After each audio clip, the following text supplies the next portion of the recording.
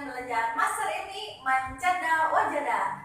Nah, bertemu dengan kembali Kak Rogaya. Nah, kali ini kita akan membahas mengenai koordinat kartesius ya untuk bidang studi matematika. Sebelum kita mulai belajar, mari kita berdoa terlebih dahulu. Doa dimulai. Doa selesai.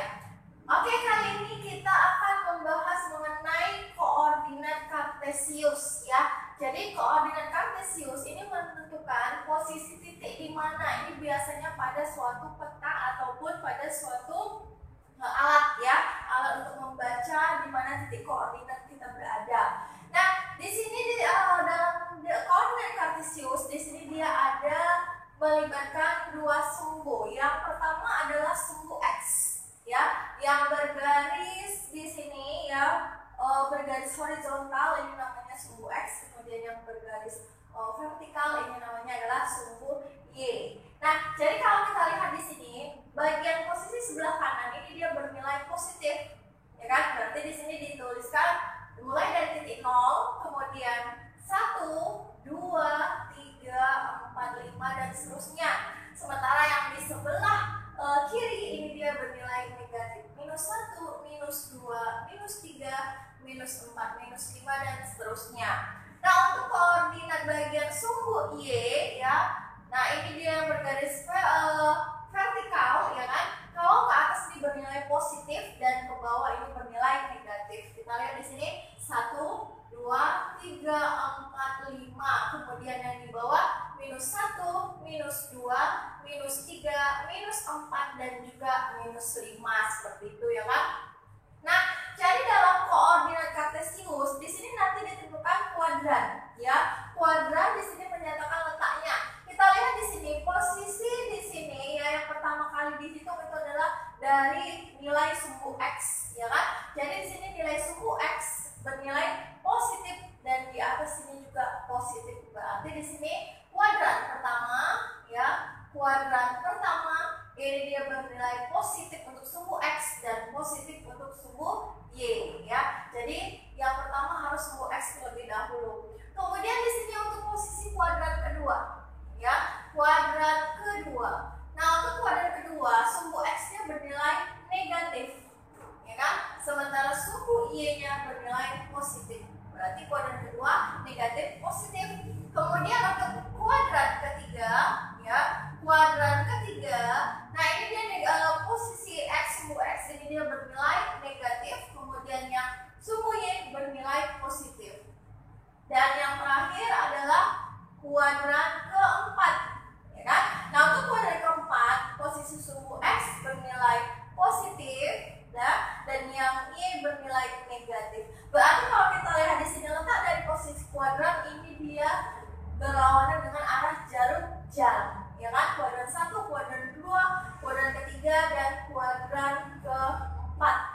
Oke, kita lihat di sini untuk kuadran ketiga ini dia sumbu x bernilai negatif dan sumbu y juga bernilai negatif. Sementara untuk kuadran keempat ya, di sini dia sumbu x bernilai positif dan sumbu y-nya bernilai negatif. Nah, jadi kalau kita lihat di sini dia kuadrannya ini terletak berlawanan dengan arah jarum jam. Kuadran 1 positif, kuadran 2 negatif positif, kuadran 3 negatif negatif dan kuadran keempat bernilai positif negatif. Sekarang kita lihat untuk contoh soalnya ya, titik A.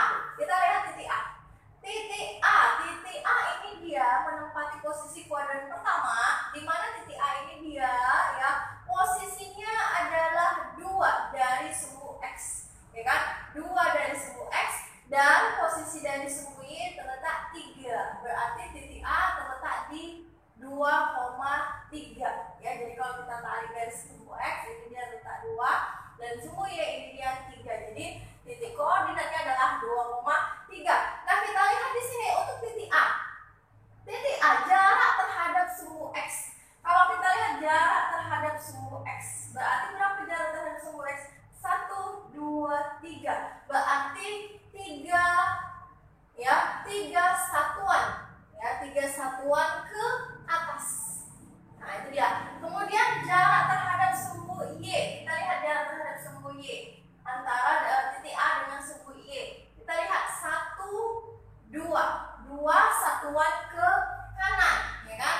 2 satuan ke kanan. Sehingga koordinat dari titik A tadi adalah 2,3.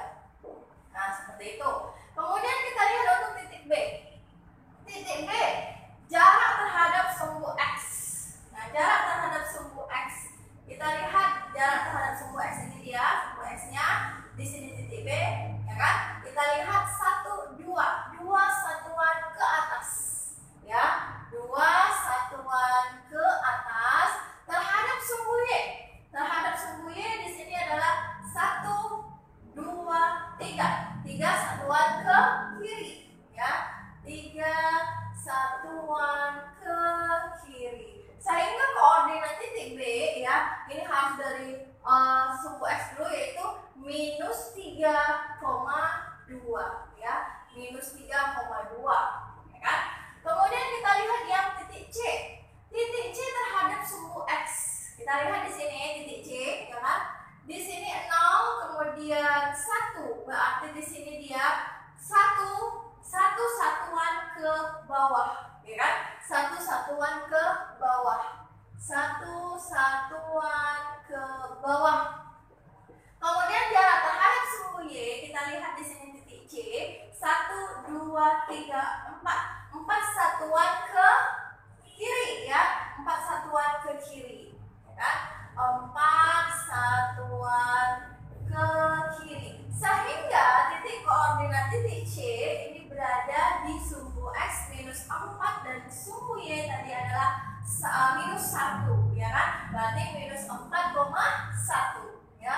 Minus 4,1 tadi, yang B adalah minus 3,2.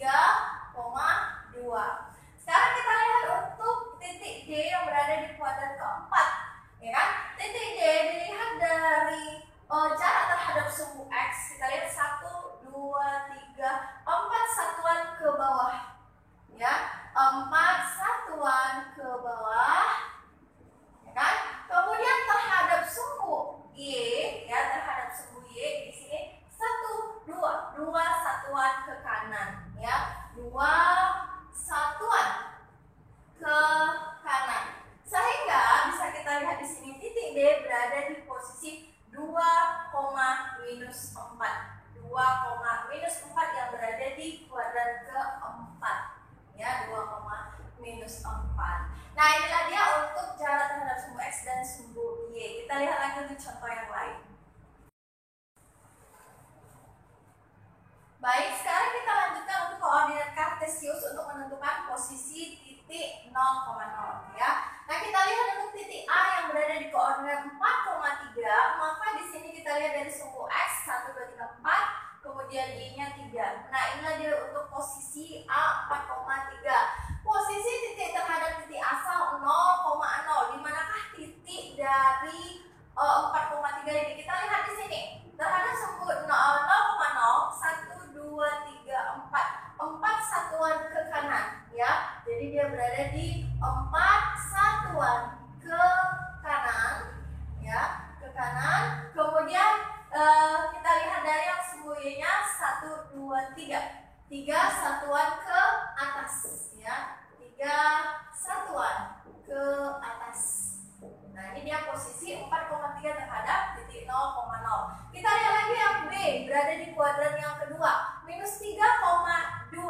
Kita lihat di sini minus 3, kemudian ini 2 kita tarik garisnya, maka inilah dia posisi titik B di minus 3,2. Nah, bagaimana posisinya terhadap titik asal 0,0? Kita lihat di sini 1, 2, 3. 3 satuan ke kiri, 1, 2. 2 satuan ke atas, ya kan? 3 satuan ke kiri, ya kan? Kemudian 2 satuan ke atas. Nah, jadi di sini bisa kita simpulkan bahwa kalau misalnya dia bernilai positif, ini dia ke kanan. Kemudian yang bernilai positif juga ke atas. Tapi kalau yang bernilai negatif berarti dia ke kiri untuk sumbu X-nya. Sementara sumbu Y-nya kalau dia bernilai positif, ini dia ke atas. Nah, kita lihat lagi untuk yang C di kuadran ketiga, yaitu berada di titik koordinat minus 3,4. Kita lihat di sini minus 3 kemudian 4. Maka di sini dia titik C. minus 3,4. Nah, bagaimana dia dari titik asal 0,0? Dari titik asal 0,0 kita lihat ya, untuk ke sumbu X-nya 1, 2, 3. 3 satuan ke kiri, ya kan? Kemudian dari bawah sumbu Y-nya 1, 2, 3, 4. Ya kan? 1, 2, 3, 4. Ya kan? Ini dia minus 3, minus 4. Ya, ini minus 3, minus 4. Berarti di sini dia 3 satuan, ya, 3 satuan ke kiri, ya kan? Kemudian 4 tadi satuan ke bawah, ya. Jadi kalau misalnya dia bernilai negatif, maka di sini dia harus ke bawah. Kemudian kita lihat lagi untuk kuadrat yang keempat, berada di koordinat 2, minus 5. Kita lihat di sini 2, kemudian minus 5, ya. Kemudian kita tarik garisnya, inilah dia titik koordinat D, yaitu 2, minus 5. Nah, bagaimana posisi titik terhadap titik asal 0? Kita lihat 1, 2. 2 satuan ke kanan, kemudian 1, 2, 3, 4, 5. 5 satuan ke bawah, ya. 2 satuan ke kanan, ya kan? Kemudian 5 satuan ke bawah. Nah, jadi di sini bisa kita simpulkan tadi ya kan, bahwa kalau dia bernilai positif, maka posisi titik asalnya ini dia ke arah kanan. Kemudian dia bernilai negatif ya untuk sumbu X-nya, maka dia ke kiri. Tapi untuk sumbu Y-nya kalau bernilai positif dia berada di atas. Kemudian kalau untuk negatif sumbu Y-nya berarti dia untuk satuannya ke bawah, seperti itu. Nah, sekarang kita lihat untuk koordinat titik 4,3, masih di 4,3 ya kan?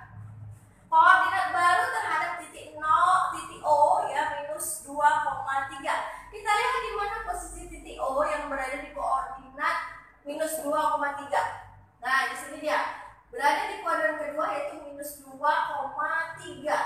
Ya, kita tarik garisnya, ini dia titik O minus 2,3. Inilah dia.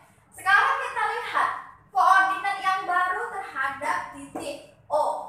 Ya kan, terhadap titik O minus 2,3. Ya, kita ambil dari titik 4,3 di sini dia. Nah, kita lihat ya, kita lihat di sini 4,3. Kita lihat ke kanan 1, 2, 3, 4, 5, 6. Berarti di sini dia 6 satuan ke kanan, ya kan? Jadi di sini dia posisinya adalah, koordinatnya adalah 6, kemudian kalau untuk sumbu Y-nya di sini dia tidak ada ya, tetap ya sama dia. Ya, jadi 0, ya kan? Di sini dia 6 tadi tapi 0 di sumbu Y. Berarti di sini koordinatnya adalah 6,0, atau bisa kita lihat di sini 6 satuan ke kanan, ya kan? Untuk posisinya 6 satuan ke kanan. Kemudian di sini 0, ya. Untuk satuan terhadap Y-nya adalah 0 atau tidak pindah, ya kan? Kemudian kita lihat lagi untuk koordinat yang B, titik B. Nah, titik B terhadap koordinat baru 0, minus 2,3. Nah, kita lihat di sini titik yang baru terhadap ini, titik yang baru terhadap minus 2,3. Kita lihat di sini untuk sumbu X-nya, ya kan? 1 berarti dia ke kiri, ya kan? Ke kiri dia 1, ya, ke kiri 1 atau minus 1. Nah, kemudian untuk Y-nya ke bawah ini juga 1, berarti minus 1,1, ya kan? Minus 1, minus 1, atau kita katakan 1 satuan ke kiri, ya, satuan ke kiri, dan 1 satuan ke kanan, ya kan? 1 satuan ke kanan. Nah, seperti itu dia. Lanjut untuk yang C, ya kan? Nah, untuk yang C ya, koordinat baru, titik yang baru terhadap minus 2,3. Kita lihat di sini untuk yang sumbu X ke kiri ya, atau ke kanan. Kita lihat di sini minus 2 ini minus 3, berarti dia 1 satuan ke kiri, ya kan? 1 satuan ke kiri, kemudian ke bawah 1, 2, 3, 4, 5, 6, 7. 7 satuan ke bawah, berarti minus 1, minus 7, atau kita katakanlah di sini ya 1 satuan ke kiri, ya kan? 1 satuan ke kiri dan minus 7 berarti 7 satuan ke bawah, ya, satuan ke bawah. Nah, dan yang terakhir adalah titik D. Nah, titik D berada di koordinat 2, minus 5. Nah, posisinya terhadap ya titik minus 2,3. Kita lihat di sini ke kanan dulu. 1, 2, ya, 3, 4. Berarti 4 satuan ke kanan, ya. Kemudian 1, 2, 3, 4, 5, 6, 7, 8. 8 satuan ke bawah. 4 satuan ke kanan, 8 satuan ke bawah, berarti ya 4, minus 8. 4 satuan ke kanan, ya kan? Kemudian 8 satuan ke bawah. Nah, inilah dia untuk posisi-posisi titik dari titik asalnya. Sekarang kita lihat untuk pembahasan soal, ya. Kita lihat di sini ya, ada sebuah bentuk bangun datar yang berada di koordinat posisi titik masing-masing. Nah, kita lihat di sini bangun datar di sini adalah jajaran genjang, ya, jajar genjang. Kita lihat yang pertama, koordinat titik P, Q, R, S adalah. Nah, di sini ditanyakan koordinat titik P, Q, R, dan S. Nah, kita lihat di sini ditarik dari sumbu X, ya, untuk titik P adalah 1, kemudian untuk titik Y adalah 5. Berarti koordinat titik P terletak di titik 1,5, ya, 1,5. Kemudian yang Q ambil dari X, sumbu X 4, kemudian yang sumbu Y 5. Berarti titik Q adalah 4,5. Q 4,5. Kemudian yang R, ya, yang R, kita lihat di sini sumbu X-nya 0, sumbu Y-nya adalah 2. Berarti titik R adalah 0,2, ya. R 0,2. Kemudian titik S kita tarik dari sumbu X berada di 3 dan Y adalah 2. Berarti 3,2. Titik S berada di titik 3,2. Sekarang kita lihat yang nomor 2. Titik yang memiliki jarak yang sama terhadap sumbu X adalah. Titik yang memiliki jarak yang sama terhadap sumbu X. Kalau kita lihat yang memiliki jarak yang sama terhadap sumbu X, kita lihat di sini. Untuk titik M jaraknya 1, 2. 2 ke atas, 2 satuan ke atas untuk sumbu X. Dan titik S juga sama, 2 satuan ke atas terhadap sumbu X. Berarti yang sama adalah R dan juga S, yaitu 2 satuan ke atas, ya. 2 satuan ke atas. Kemudian selain R dan S adakah lagi? Nah, kita lihat untuk yang P sama Q. Terhadap titik sumbu X, ya, untuk titik P berada di 1, 2, 3, 4. 5 satuan ke atas. Titik Q juga demikian, ya. 5 satuan ke atas. Berarti P dan Q juga memiliki titik jarak yang sama terhadap sumbu X, yaitu 5 satuan ke atas, ya kan? Nah, sekarang kita lihat untuk yang nomor 3. Luas jajar genjang tersebut adalah. Nah, untuk mencari luas jajar genjang, masih ingat ya, luas sama dengan alas dikali tinggi. Kita lihat berapa satuan untuk luas alasnya. Nah, ini dia untuk alasnya, ya. Untuk alasnya 0, 1, 2, dan 3. Berarti di sini 3 satuan, ya kan? Kemudian untuk tingginya adalah 0, 1, 2, 3. 3 juga. Berarti untuk alas 3 satuan dan tinggi juga 3 satuan, berarti luasnya adalah 9 satuan kuadrat. Inilah untuk luas jajaran genjang. Oke, demikian tadi untuk materi kita, yaitu mengenai koordinat kartesius. Apabila ada materi yang